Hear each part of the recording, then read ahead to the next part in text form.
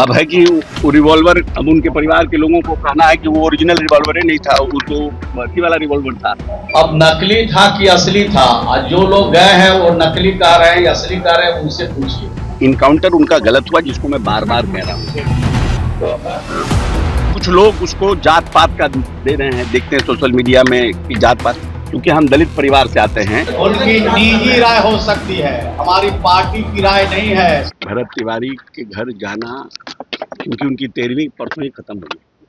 किसी भी घर में मरमाहत लोग रहता है, और जिस दलित पिछड़ों के लिए उसको इतना आवेश में आना पड़ा, कुछ तो बात उनकी गलत थी। अब है कि वो रिवॉल्वर, अब उनके परिवार के लोगों को कहना है कि वो ओरिजिनल रिवॉल्वर ही नहीं था, वो तो भर्ती वाला रिवॉल्वर था। क्या बोलते हैं, डमी खिलौना वाला रिवॉल्वर था। तो खैर, अब जो भी परिस्थिति रहा, लेकिन किसी भी तरह से आपको पदाधिकारियों को डराने धमकाने का तो एक, लेकिन इनकाउंटर उनका गलत हुआ, जिसको मैं बार बार कह रहा हूँ। अब कुछ लोग उसको जात पात का दे रहे हैं, देखते हैं सोशल मीडिया में कि जात पात, क्योंकि हम दलित परिवार से आते हैं, और 1952 से लेकर के लगातार 2000 तक हमारे और मेरे पिताजी ने जिन विधानसभाओं का नेतृत्व किया, जो रिजर्व सीटें रही, वहां पर अपर कास्ट का वोट रहा, और उन लोगों ने, खास करके एक समाज जो भूमिहार ब्राह्मण समाज रहा, उन लोगों ने हमें पूरा मदद करने का काम किया। हाँ, ये बात सत्य है कि हम जिस समाज से आते हैं, दलित समाज से, उनके उत्थान के लिए, उनके अधिकार के लिए मुझे लड़ना है, मुझे करना है। और जैसे हमारे नेता ने करते रहे कि पूरा बिहार मेरा परिवार है। महात्मा गांधी ने कहा कि धर्म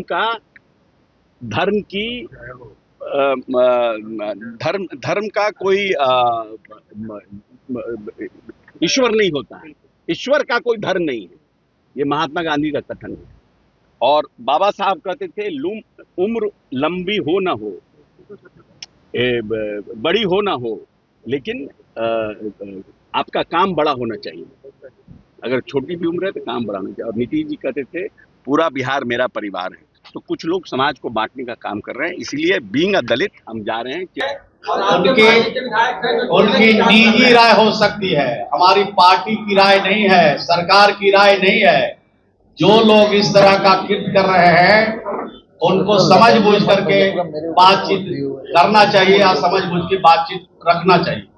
पता होगा क्योंकि सबसे पहली बार वो अशोक चौधरी वहां गए, उन्होंने सरकार पर भी सवाल खड़े किए, और ये भी वो कह रहे हैं कि उनके परिजनों ने ये बताया कि वो बंदूक था वो नकली था। अब नकली था कि असली था? आज जो लोग गए हैं वो नकली कह रहे हैं या असली कह रहे हैं, उनसे पूछिए। मैं इतनी बात मैं कह सकता हूं कि बिहार की सरकार और बिहार के मुख्यमंत्री ने जो भी घटना हुआ है उस पर पूरी तरह से तत्काल संज्ञान लिया, और जुडिशियल जांच कराने का आदेश दिया, और इम्प्लीमेंट भी किया। और जो हमारे हाई कोर्ट के जो हमारे रिटायर्ड जज हैं, वो जा करके वहां पर जांच भी कर रहे हैं। तो जांच होने दीजिए, जांच के बाद फलाफल जब आएगा तो दोषी एक भी बचने वाला नहीं है।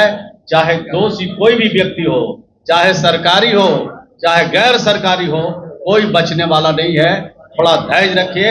और प्रेस और मीडिया के भी भाइयों से मैं अपील करना चाहता हूं कि जो सरकार का निर्णय है उस निर्णय को आने दीजिए, और जब निर्णय आ जाएगा तो आपको स्पष्ट पता चलेगा कि दोषी कौन है, और दोषी के खिलाफ सरकार कानून के हिसाब से कार्रवाई कर रही है कि नहीं।